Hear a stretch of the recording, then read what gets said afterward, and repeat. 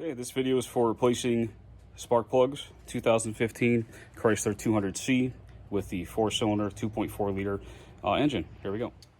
Okay, I'm gonna start by pulling it firmly on this cover. It's gonna pop right off for you. Next thing we're gonna do is we're gonna pull this plastic piece out of our way. It has a little trim clip right here. I'm gonna get a trim clip remover, get underneath that, pop it. And then that, if I remember right, should allow me to rotate this up and over. There we go. And with some firm pressure, I can spin this.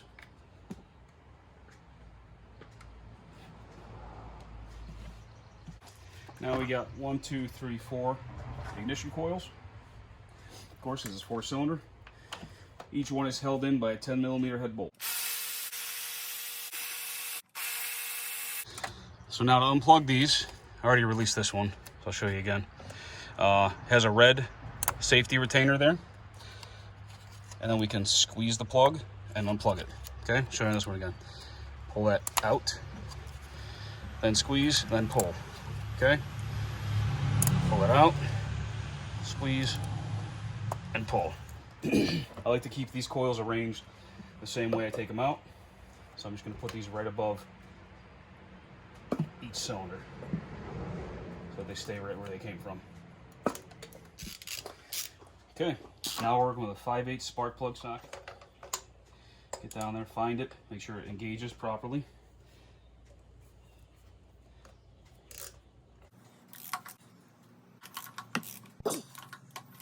These plugs are pretty beat.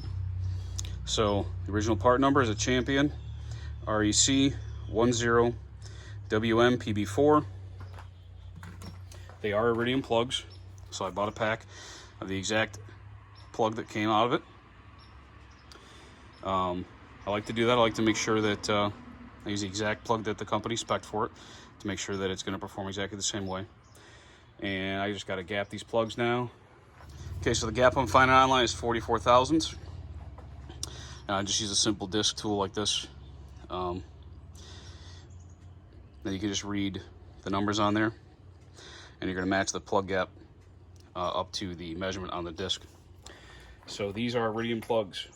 Again, those electrodes are really fragile, so I'm not going to like force this in. I'm not going to keep spinning this to try and force that gap wider. If the gap isn't wide enough, I'll use some pliers and gently pull this part, this ground electrode, away a little bit, or I'll squeeze a little bit further to be closer. So I'm looking for 44 thousandths.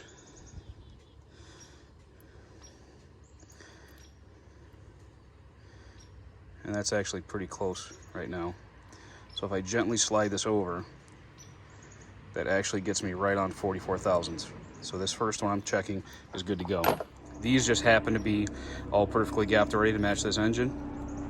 But like I said, if it's not gapped properly, you take a pair of pliers and you're gonna gently grab this electrode and you're gonna pull it up, or you're gonna push it back down a little bit. And it doesn't take much. I mean, we're talking about thousandths and 10 thousandths of an inch that we're measuring here. So that gives you a little information on how to gap a spark plug, which you should always do, even if you buy them and they say pre-gapped. So I'll put these back in now. Put the new ones in now, I mean. So you get to set in your spark plug socket. This is special because it doesn't let it fall.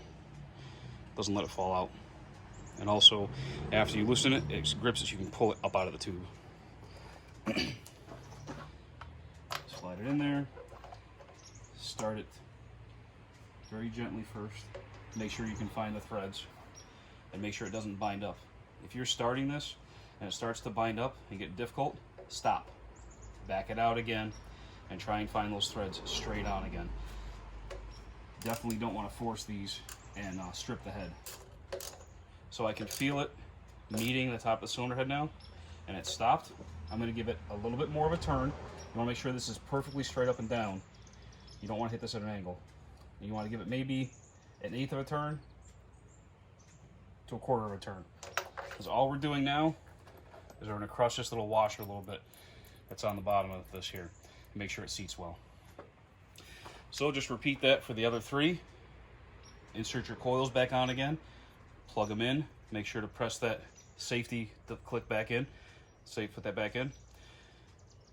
Bolt the coils back on. Slide this baby back down. And then when you put the beauty cover back on, it clicks onto these 4 points here. And it just presses on. Once you've done all that, you just change your spark plugs.